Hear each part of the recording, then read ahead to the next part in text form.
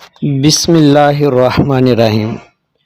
مسلمانوں کو متحد کیسے کیا جا سکتا ہے، مسلمان کیسے متحد ہوگا، اس بات کو جاننے کے لیے یہ بہت ضروری ہے کہ مسلمانوں کو منتشر کیسے کیا گیا، ان کے اتحاد کو کیسے ختم کیا گیا۔ کچھ ٹھوس دلائل کے ساتھ میں آپ سے بات کروں گا، گفتگو اچھی لگے تو شیئر ضرور کیجئے گا۔ حضور صلی اللہ علیہ وآلہ وسلم کے ظاہری وصال کے بعد فتنوں نے سر اٹھانا شروع کر دیا۔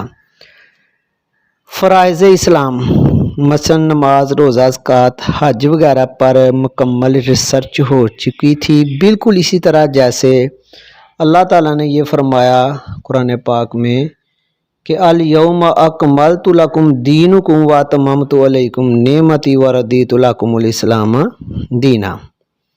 صحابہ کو تو زیادہ ضرورت نہ محسوس ہوئی کہ وہ فرائض کے، اسلام کے فرائض کے مسائل وغیرہ جو ہے نا وہ ان کو زیادہ مینشن کریں یا لکھیں، لیکن جو تابعین کا وقت تھا اس وقت اس کی جو ہے نا وہ ضرورت محسوس ہوئی۔ تابعین کو جب یہ ضرورت فیل ہوئی تو اسلامی قانون کے جو پہلے مدون تھے حضرت امام اعظم ابو حنیفہ رحمۃ اللہ تعالی علیہ نے جو ہے نا یہ اس کام کا آغاز کیا، کیونکہ اس وقت اس چیز کی ضرورت بھی تھی۔ امام اعظم ابو حنیفہ رحمۃ اللہ تعالی علیہ وہ تابعی ہیں کہ ماشاءاللہ جنہوں نے اکابر صحابہ کبار علیہم رضوان سے ملاقات کی، ان کے ساتھ وقت گزارا۔ انہوں نے فرائض اسلام کے مسائل احادیث صحیحہ کو سامنے رکھتے ہوئے اور پھر طویل سفر کر کے اس وقت جو موجود تھے صحابہ کبار علیہم رضوان، ان کے ساتھ اپنی زندگی کا کچھ وقت گزارا، مشاہدہ کیا، دیکھا کہ وہ کیسے نماز پڑھتے ہیں۔ پھر انہوں نے نماز یا ارکان اسلام کے مسائل کو قلم بند کیا۔ تھوڑی سی مثال دیتا ہوں، مثلا صحیح احادیث میں ملتا ہے کہ جس نے سورۃ فاتحہ نہیں پڑھی اس کی نماز نہیں۔ انہوں نے بھی ایسا ہی بتایا، بلکہ انہوں نے وضاحت فرمائی کہ جب امام قرات کر رہا ہو تو تب قرآن کی آیت کے مطابق وَإِذَا قُرِئَ الْقُرْآنُ فَاسْتَمِعُوا، قرآن پڑھا جائے تو غور سے سنو۔ انہوں نے کہا کہ جب آپ امام کے پیچھے نماز پڑھے ہو جماعت کے ساتھ تو پھر جو امام کی قرات ہے وہی مقتدی کی قرات ہے، پھر وہ سنیں۔ اور پھر امام کے پیچھے نماز پڑھنے کی جو احادیث ہیں امام کی اقتداء کی، آپ جب وہ پڑھیں تو آپ ہل جائیں گے کہ علیحدہ سے ہم خود کیوں ایسا کریں۔ امام کے پیچھے پیچھے کچھ لوگ سورۃ فاتحہ پڑھتے ہیں تو اس کا کیا سین بنتا ہے؟ امام چاہے جتنی بھی آہستہ سے الحمد پڑھ رہا ہے، اس نے کہا الحمدللہ رب العالمین، اب آپ نے بھی تیزی تیزی تو نہیں پیچھے کہنا، سکون سے ہی کہنا ہے نا، کسی انداز سے کہنا ہے۔ آپ جب یہ پیچھے کہو گے، جتنی مرضی آہستہ کوئی امام قرات کر رہا ہے تو آپ جب یہ کہو گے وہ اگلا لفظ پڑھ لے گا، آپ سے امام کی قرات جو ہے نا پرسکون طریقے سے کبھی بھی نہیں ہو سکتا کہ آپ سن سکیں۔ اور جب آپ سے یہ کہا جائے کہ جس طرح آپ پیچھے پیچھے پڑھ رہے ہیں الحمد شریف، کیا اس کی کوئی حدیث ہے؟ تو وہ ظاہر ہے وہ کہاں سے ملنی ہے۔ اچھا، یعنی پھر ان لوگوں سے پوچھا جائے تو وہ کہتے ہیں جی ہم سکتے میں پڑھ رہے ہیں۔ سکتے کی حدیث جو ہے نا وہ کہاں کیسے ہے؟ احادیث جب آپ پڑھتے ہو امام کی اقتداء کی تو واضح ملتا ہے کہ جو امام کی قرات ہے یا اس کا پڑھنا ہے وہی جو ہے نا وہ مقتدی کے لیے ہے۔ تو یہ ساری حدیثیں انہوں نے جو ہے نا وہ سامنے رکھ کے تو انہوں نے بتایا۔ اب فرض کرو امام کے پیچھے آپ نماز پڑھ رہے ہو، امام سے کوئی واجب چھوٹ جاتا ہے یا کوئی فرض چھوٹ جاتا ہے، کوئی ایسا عمل ہو جاتا ہے کہ امام کی جو نماز ہے نا وہ نہیں ہوتی، تو آپ نے پیچھے 5 دفعہ بھی سورت پڑھ لی ہوئی تو کیا آپ کی نماز ہو جائے گی؟ نہیں، ہرگز نہیں ہوگی۔ آج ہم احادیث پڑھ کر یہ سمجھتے ہیں کہ معاذ اللہ امام اعظم ابو حنیفہ رحمۃ اللہ تعالیٰ علیہ تک یہ احادیث نہیں پہنچی تھیں، یعنی اس وقت کوئی گاڑیاں نہیں تھی، اس طرح کی باتیں ہم کرتے ہیں۔ شاید ہم تھوڑا سا پڑھتے ہیں اور اعتراضات کی بھرمار بیس کنی اور فتنہ ڈال دیتے ہیں۔ امام اعظم ابو حنیفہ رحمۃ اللہ تعالیٰ علیہ کے پاس صحاح ستہ تو یعنی کہ ایک سائڈ پہ تمام احادیث کا مجموعہ جہاں جہاں سے مل سکیں انہوں نے سفر کر کے وہاں سے وہ حدیثیں اکٹھی کی، بلکہ یہ سب کچھ ان کی فنگر ٹپس پر تھا۔ انہوں نے صحیح بتایا کہ احادیث میں جو لکھا ہوا ہے کہ فاتحہ کے بغیر نماز نہیں، تو انہوں نے بتایا کہ واقعی نہیں۔ جب آپ امام کے پیچھے پڑھ رہے ہو، امام کی فاتحہ، امام کی قرات وہ آپ کی قرات ہے۔ ہم ایک ٹاپک کو تو پڑھتے ہیں سورۃ فاتحہ کو، پھر ہم امام کی اقتداء کو نہیں پڑھتے، یعنی ہمارے پاس سورس ہی کیا ہے؟ نہ ہمارے پاس اتنا وقت، نہ ہم کوئی عبادت گزار، ہم تو جو بھی یعنی اپنی طرف سے منہ اٹھا کے بات کرتے ہیں تو وہ ہم کیا ڈالتے ہیں؟ فتنہ جو ہے نا ڈالتے ہیں۔ اب دیکھنا، آپ غور کریں، دنیا میں یا آپ نے کوئی ہنر سیکھنا ہے تو آپ کو متعلقہ کاریگر کے پاس جانا پڑتا ہے، استاد پکڑنا پڑتا ہے نا۔ میں پیر کی بات نہیں کر رہا، اہل علم کی بات کر رہا ہوں۔ ڈاکٹر یا انجینئر کوئی ہے تو اس کو ڈاکٹر انجینئر کا سلیبس پڑھنا پڑے گا، پریکٹس کے لیے جو ہے نا کسی ڈاکٹر انجینئر کے پاس جانا پڑتا ہے، تو تب جا کے یعنی کہ نا کامیابی ملتی ہے۔ تو دین میں جنہوں نے رسول اللہ صلی اللہ علیہ وآلہ وسلم کے مطابق سارا کچھ لکھا ہے ان کو دیکھنا پڑے گا۔ یعنی آپ احادیث کا خود مطالعہ کر کے یعنی صرف آپ بخاری یا مسلم کو سامنے رکھ کر حقیقت تک کیسے پہنچ سکتے ہیں؟ اس طرح آپ دیکھیں نا، نماز میں آمین کا مسئلہ ہی آپ لے لیں، زیادہ مسند جو صحیح حدیثیں ہیں جو ملتی ہیں وہ یہ ہیں کہ جب امام ولدالین کہے تو تم بھی آمین کہو، اور جس کی آمین فرشتوں کے ساتھ مل گئی اس کے گناہ بھی پچھلے گناہ بخش دیے جائیں گے۔ کچھ حدیث میں ایسا بھی ملتا ہے کہ ایسا بھی ملتا ہے کہ ولدالین کے بعد جب آپ آمین کہتے ہیں تو فرشتے بھی آمین، آسمانوں پہ آمین کہتے ہیں۔ ایک اور حدیث میں ملتا ہے صحابہ نے حضور صلی اللہ علیہ وسلم کی آمین کی آواز بھی سنی۔ اب یہ ساری حدیثوں کو جب ہم خود پڑھتے ہیں تو ہم مسجد میں اتنی اونچی سے آمین کہتے ہیں کہ جو نہیں کہتے ادھر جا کے اکٹھے ہو کے آمین کہیں گے، کہ یعنی کہ خلل دیکھیں نا اس کی صورت بنتی ہے۔ اب ان ساری حدیثوں کو یعنی کہ سامنے رکھتے ہوئے کیا یعنی کہ ہمیں پتہ چل رہا ہے؟ ہمیں کیا پتہ چلنا ہے؟ ہم تو صرف فتنہ ڈالتے ہیں۔ یہ سب کو سامنے رکھتے ہوئے امام اعظم ابو حنیفہ رحمۃ اللہ تعالیٰ علیہ نے پھر دیکھا کہ صحابہ نماز کیسے پڑھ رہے ہیں، وہ کس طرح آمین کہتے ہیں، تو آپ رحمۃ اللہ تعالیٰ علیہ نے اسی طرح جیسے صحابہ منہ میں آمین کہا کرتے اسی طرح درج کیا۔ حدیثیں انہوں نے یہ پڑھی جو آج آپ پڑھ کے تو غلط مطلب لے رہے ہیں۔ آج جنہوں نے صحابہ کو نہیں دیکھا وہ یہ حدیث پڑھتے ہیں تو امام صاحب کو غلط کہنا شروع کر دیتے ہیں، کہتے ہیں جی اس وقت گاڑیاں نہیں تھی، یہ تھا وہ تھا، ان کے پاس تھوڑی حدیثیں تھیں۔ احادیث ان کے پاس تھوڑی تھیں تو مجھے بتاؤ کہ کیا قرآن معاذ اللہ بھی ان کے پاس تھوڑا تھا؟ آپ دیکھیں نا، امام اعظم ابو حنیفہ رحمۃ اللہ تعالیٰ علیہ نے 7000 دفعہ سے زیادہ اپنی بلوغت کی زندگی میں قرآن پاک کو جو ہے نا وہ پڑھا ہے۔ آپ کیلکولیشن کریں، 3 دن بعد جو ہے نا ایک قرآن پاک وہ ختم کرتے، یا کبھی کبھی 4 دن بعد، اتنا یعنی کہ وہ قرآن پاک، اور وہ عربی لغت سے واقف تھے، ہم تو نا واقف ہیں۔ کتنا انہوں نے قرآن پاک پڑھا؟ آپ مجھے یہ بتائیں کہ ہم آمین زیادہ اونچی آواز سے کہتے ہیں فرشتوں کو سنانے کے لیے، کیونکہ حدیث میں تو ملتا ہے کہ جس کی آمین فرشتوں کے موافق ہوگی اس کے گناہ معاف ہوں گے، اور حدیث میں تو ملتا ہے فرشتے جب آپ آمین کہتے ہو تو فرشتے تو آسمانوں پہ آمین کہتے ہیں۔ کتنی اونچی آپ آواز میں کہہ لو گے، کیا فرشتوں تک وہ پہنچ جائے گی؟ اور جو حدیث میں ملتا ہے آپ دیکھیں نا کہ جس کی آمین فرشتوں کی آمین کے موافق ہو گئی اس کے گناہ پچھلے معاف کر دیے جائیں گے۔ صحیح مسلم کی 918 حدیثیں بے شمار ہیں، ساری آپ پڑھنا، اسی طرح ہے، میں بالکل صحیح آپ کو بتا رہا ہوں۔ تو آپ مجھے بتائیں کہ فرشتوں کی آمین کے موافق آمین کہنا، تو فرشتوں کی آمین کی آواز آپ کو آتی ہے؟ وہ کتنی اونچی یعنی کہ کہہ رہے ہیں۔ پھر وہی یعنی کہ میں کہوں گا کہ ہماری ساری تحقیق علم ریسرچ ناقص، کیونکہ ہمارے پاس امام اعظم ابو حنیفہ رحمۃ اللہ تعالیٰ علیہ نے تو صحابہ کو دیکھا کہ وہ آمین کس طرح کہتے ہیں، انہوں نے اسی طرح مسئلہ لکھ دیا۔ آج کا مذہبی اسکالر یا عالم جو امام اعظم ابو حنیفہ رحمۃ اللہ تعالیٰ علیہ کے جو ہے نا وہ خلاف یعنی کہ جو باتیں کرتا ہے، اصل میں وہ علم نہیں بلکہ اس کے پاس وہ فتنہ پھیلا رہا ہے۔ بات کو طول دینا مقصد نہیں، ہم مین مقصد کی طرف آتے ہیں کہ مسلمانوں کا اتحاد کیسے ختم کیا گیا۔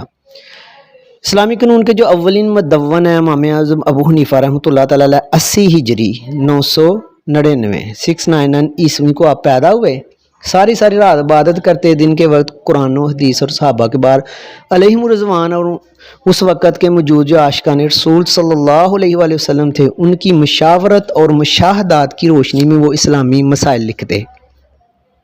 ان کے فقہ کو ماننے والوں کی تعداد بہت بڑھتی گئی کیونکہ ان کے علم کی بنیاد قرآن حدیث اور مشاہدات پر تھی جو انہوں نے صحابہ سے سارا کچھ دیکھا۔ یہ علمی و عملی اتحاد یہود و نصارہ سے دیکھا نہ گیا۔ انہوں نے امام اعظم ابو حنیفہ کی وفات کے 111 سال یعنی 1 صدی اور 11 سال کے بعد جو امام بخاری محدث اعظم رحمۃ اللہ تعالیٰ علیہ پیدا ہوئے، جب انہوں نے تدوین حدیث شروع کی تو جو اشرافیہ اس وقت کے جو حکمران تھے ایک پیچھے سے نا امام اعظم ابو حنیفہ کے پیروکاروں کی تعداد بڑھتی ہوئی دیکھ کر اس کے خلاف حسد کرنے والے جو لوگ تھے انہوں نے پلاننگ کی کہ امام بخاری سے جو ہے نا وہ حدیث کی تحریف کرائی جائے۔ امام بخاری کی وفات بھی اسی طرح ہوئی۔ آپ پڑھیں نا کہ انہوں نے جب یہ بانب لیا کہ یہ لوگ مجھے نہیں چھوڑیں گے، انہوں نے اللہ سے رو کے دعا کی، ایک رات پوری رات وہ دعا ہی کرتے رہے، حدیثوں کے سفید حدیثیں دیکھتے رہے، دعا کرتے رہے، تو اللہ تعالیٰ نے یعنی کہ ان کی دعا کو قبول کیا، ان کی ڈیتھ ہوئی۔ لیکن یہ ایک بات ہے کہ 100% یہ بات درست ہے کہ اللہ تعالیٰ نے حدیثوں کی جو حفاظت ہے ایسے لوگوں سے کروائی ہے، انہوں نے جانیں دے دی ہیں لیکن ایک لفظ کی تحریف نہیں کہی۔ امام بخاری رحمۃ اللہ تعالیٰ علیہ نے ایک لفظ کی بھی تحریف نہیں کی۔ ہاں انہوں نے یہ پریشر ڈالا کہ امام اعظم ابو حنیفہ کے حوالے سے آپ نے جو ہے نا کچھ بھی درج نہیں کرنا، تو ٹھیک ہے وہ نہیں ہوا، لیکن انہوں نے بالکل بھی ایسا نہیں کیا، تحریف نہیں کی۔ اصلی حالت میں جو حدیثیں تھیں وہ انہوں نے ان کو یہ نہیں کیا۔ پھر اب اس کے بعد کیا ہوا کہ حضور صلی اللہ علیہ وسلم سے جو اخیر محبت رکھنے والے لوگ تھے، جو ایک امام کے پیروکار تھے امام اعظم ابو حنیفہ کے، وہ مل کے تھوڑے سے وقت کے بعد جو ہے نا وہ سلطنت عثمانیہ جو ہے نا وہ 900 تک کے قریب کہہ رہے ہو، 810 کو امام بخاری پیدا ہوئے، وہ یعنی کہ 900 عیسوی کے قریب یعنی کہ اگر وہ ڈیتھ ہوئی ان کے بعد 1500 کچھ میں جو ہے نا یہ کام شروع ہو گیا سلطنت عثمانیہ پر۔ 1517 میں سلطنت عثمانیہ قائم ہوئی۔ یہ لوگ اتنی محبت والے تھے، انہوں نے مسجد نبوی کی جو تعمیر کی ہے اس کی داستان پڑھ کر کوئی آنکھ اشک بھائے بغیر نہیں رہ سکتی۔ مشینری انہوں نے مدینہ سے باہر اتنی دور لگوائی کہ کسی طرح کوئی واز مسجد نبوی صلی اللہ علیہ وسلم کے ہاتھوں تک نہ پہنچے۔ کیا یہ واز کا نہ پہنچنا یہ کوئی فرض تھا؟ نہیں، واجب بھی نہیں تھا، ادب تھا۔ پھر انہوں نے جو کاریگر مسجد کی تعمیر کے لیے لگائے وہ سب حافظ قرآن اور بالغ تھے، تمام کام میں وہ باوضو رہتے، ننگے پاؤں مسجد نبوی انہوں نے تعمیر نہیں کی۔ کیا یہ فرض تھا؟ نہیں، ادب و محبت تھی۔ یہی وہ لوگ ہیں ادب و محبت والے، رسول اللہ صلی اللہ علیہ وسلم کا عشق رکھنے والے، جنہوں نے 600 سال سے بھی زیادہ عالم کفر پوری دنیا پر انہوں نے حکومت کی ہے اور یہ غالب رہے۔ یہود و نصارہ چونکہ سازشیں کر رہے تھے، ان سے برداشت نہیں ہو رہا تھا، انہوں نے ایک اپنا مشیر بھیجا عبد الوہاب نجدی 18ویں صدی میں، پوری پلاننگ کے تحت جو ہے نا انہوں نے بھیجا، اور پھر کیا اس نے جو تباہی کی آپ تاریخ میں پڑھ لیں۔ اس نے مسلمانوں اس نے نا حدیثیں پیش کر کے جنت البقیع میں جو قبریں تھیں ان کو زمین کے برابر کیا، مسلمانوں پہ شرک و بدعت کے فتوے لگائے، حدیثیں پیش کیں، اور پھر معاذ اللہ روزہ رسول کو جب وہ گرانے لگا تو پورا مکہ مدینہ باہر آ گیا، ایسا وہ نہ کر سکا۔ اور جس شرک کا آپ دیکھیں نا قرآن حدیث میں تذکرہ ملتا سیدھا سا ہے۔ حضور صلی اللہ علیہ وسلم نے فرمایا کہ میری تاریخ میں غلو نہ کرنا، جیسے نصارہ نے ابن مریم کو کیا۔ ابن مریم کو انہوں نے کیا کیا تھا؟ اللہ کی بیٹی مانا تھا۔ تو شرک یہی ہے یہود و نصارہ جو کرتے ہیں نا، کسی کو خدا نہیں ماننا۔ फरिश्तों को उन्होंने अल्लाह की बेटियाँ, ईसा अलैहिस्सलाम को अल्लाह का बेटा, मरियम को अलैहिस्सलाम को अल्लाह की बेटी, और आप देखें ना मुख्तलिफ शख्सियात को उन्होंने खुदा माना। तो यही शिरक है। आप देखें मुसलमानों में हुजूर सल्लल्लाहु अलैहि वसल्लम ने तो अल्लाह ताला का पैगाम इतने खालस तरीके से जो है ना दिया है कि कोई भी हुजूर सल्लल्लाहु अलैहि वसल्लम को माज़अल्लाह खुदा नहीं मानता, खालिक नहीं मानता। हाँ, बरसगीर में मुसलमान हिंदू के इकट्ठे रहने से ये जो इस्तानत में जो है ना कुछ गलत चीज़ें हायल हुई हैं, उनको दुरुस्त करना मकसूद है, ना कि मुसलमानों को जो है ना वो बिल्कुल उनको यानी कि तोड़ देना। अब अब्दुल वहाब नजदी को के काम को 1900 ईस्वी से लेके 1924 तक यानी सल्तनत उस्मानिया के ख़त्म करने तक बाद में कौन यानी कि इस मसनद पे बैठा, आप तारीख पढ़ें, टी लारेंस ऑफ अरेबिया 1900 सदी से लेकर 1935 तक ये रहा, और 1924 तक इन्होंने सल्तनत उस्मानिया को ख़त्म कर दिया। और सल्तनत फिर ये टी लारेंस ऑफ अरेबिया फोत होने के बाद पता चला जी ये यहूदी था, तो इसने मुसलमान होने का दावा तो ऐसे किया था, कार्रवाई उसने डाल दी। अपनी वफात के बाद वो किन को ये ओहदा दे के गया, आले सऊद को, मौजूदा जो सऊदी बादशाहत निज़ाम है। अब देखें ना ये क्या कर रहे हैं। टी लारेंस ऑफ अरेबिया, आले सऊद, अब्दुल वहाब नजदी के पैरोकार लोग जो हैं वो खुद हदीसें पढ़ पढ़ के तमाम इमामों को हर एक वो गलत यानी कि समझते आए हैं। मैं आपको बताऊं कि एक मस्जिद में मैं नमाज़ पढ़ने गया, मुझे झूठ बोलने की क्या ज़रूरत है। मेरे साथ जो पहली साहब में एक साहब खड़े थे, 60 साल से ज़्यादा उनकी उम्र थी, सफ़ेद उनकी दाढ़ी थी। उन्होंने मेरे पाँव के साथ इस तरह पाँव मिलाए कि मुझे थोड़ी सी उलझन हुई, शायद इसलिए कि उनकी वो चीची जो थी छोटी उंगली पाँव की, उसका एक नाखून बड़ा हुआ था। मैं थोड़ा सा पाँव जो है ना नमाज में खलत थोड़ा सा पाँव पीछे किया, उन्होंने उतना साथ कर लिया। मेरी तो ख़राब हो गई, मैंने भी जो है ना हरकत वही की, मैंने थोड़ा सा और साथ कर लिया, उन्होंने पाँव और मिला लिया। मैं देख रहा था कि चलो पाँव तो मैं पीछे कर रहा हूँ, लेकिन मेरी नज़र खड़े में क़याम की हालत में सजदा की जगह पे होती है, मेरी उधर थी लेकिन उनकी पाँव की तरफ थी। लेकिन जब हमने हुजूर सल्लल्लाहु अलैहि वसल्लम की नमाज को छोड़ना है, हुजूर सल्लल्लाहु अलैहि वसल्लम की नमाज वही है जो इमाम आज़म अबू हनीफा रहमतुल्लाह ताला अलैह ने सहाबा को देख के तो लिखी है हदीसों की रोशनी में। हमें किसी हदीस की समझ आए ना, वो अलग बात है। तो जब वो नमाज हमने छोड़नी है तो फिर हमने फितना ही डालना है। अब रफ़ा दैन को ले लें, ये लोग जो टी लारेंस ऑफ अरेबिया आले सऊद के पीछे लगे हुए हैं, ये कहते हैं जी रफ़ा दैन के बगैर नमाज ही नहीं। मैंने बुखारी में पढ़ा, मुझे 34 हदीसें मिल गई कि जहाँ पे नमाज का तरीका बताया गया, नमाज का तरीका, और जो हुजूर सल्लम की कोई नमाज देखें, फ़राइज़ नमाज, फ़र्ज़ नमाज देख लें, नमाज हाजत देखें, सलातुल अवाबीन देख लें, या आप सूरज गहन की नमाज देख लें, कोई नमाज देखें उधर रफ़ा दैन का जिक्र ही नहीं मिलता। तो और ये यानी कि आपको कोई करोड़ हदीसें भी सुनाए, याद रखो कि आपको डॉक्टर बनने के लिए डॉक्टरी को पढ़ना पड़ेगा। इसीलिए दीन को सीखने के लिए जिन्होंने सहाबा को देखा है उनकी लाइफ को स्टडी करें, उससे ऊपर इल्म ही कोई नहीं। अब आप कहाँ से वो आंखें लाओगे जो आंखें देख रही हैं कि सहाबा कैसे नमाज पढ़ रहे हैं और वो लिख रही हैं। या आज का टोटल मैं आपको बताऊं कि ये सारे का सारा जो है ना सिर्फ क्या है, ये इल्म नहीं है, ये क्या है, ये फितना है। मसाइल तो बहुत ज़्यादा हैं, मैंने जस्ट आपको जो है ना एक छोटा सा टच देना था। अब मैं आपको बताऊं कि ये आले Saud T Lawrence of Arabia के जो लोग हैं पैरोकार ये फितने के, उन्होंने ये नहीं कहा कि इन लोगों का खड़ा होने का तरीका गलत है, क्योंकि एक नया फितना उन्होंने पैदा करना था पैरेलल बिल्कुल। उन्होंने कहा जी इन लोगों की, हनफी लोगों की नमाज का वक्त भी गलत है, उन्होंने कहा इनके इकामत करने का तरीका भी गलत है, इन्होंने कहा जी इनके खड़े होने का तरीका भी गलत है, इनकी सूरत फातिहा है, हर चीज़ उन्होंने गलत की, हालांकि सही हदीस में सारी हैं। और जब इनको कहा करे जाए कि आप इस चीज़ को जस्टिफाई करो, तो अल्लाह जानता है किसी आलम के पास बैठे तो जस्टिफाई नहीं कर सकते। आम सादा लोग इंसान को कह देते हैं जी इस टॉपिक पर तो एक हदीस भी नहीं, और उनको क्या कर लेते हैं, गुमराह कर लेते हैं। और बच्चें अपने जो अकाबरीन हैं उनकी बात माने, जो यही सही जो नमाज मोहम्मदी है वो यही है जो सहाबा को अपनी आंखों से देखकर, हदीसों को सामने देखकर लिखी गई है। अब یہ جو مسلمان ہے یا جو انسان ہے، انبیاء کے علاوہ کوئی بھی انسان، اس سے غلطی تو سرزد ہو جاتی ہے. کوئی ایک آدھی غلطی اگر ہو گئی ہے یا وقت گزرنے کے ساتھ تحریف ہو گئی یا کتابوں میں، اس کو دیکھ کے تو ممبروں پہ بیٹھ کے کہنا امام کو کچھ پتہ نہیں تھا، یہ فتنہ ہے، یہ علم نہیں، یہ جہالت ہے. کوئی انجینئر ہے وہ انجینئر ہوگا، ڈاکٹر ہے ڈاکٹر ہوگا. دین کو سیکھنے کے لیے عربی لغت کا پتہ ہونا چاہیے. بغیر زیروں زبروں کے ایک لائن یہ لوگ پڑھ نہیں سکتے، اور ان لوگوں کو باتیں کرتے ہیں جو ایک دن چھوڑ کے روزہ رکھتے، ساری رات عبادت کرتے، پورا دن جو ہے نا وہ حدیث قرآن کو پڑھتے.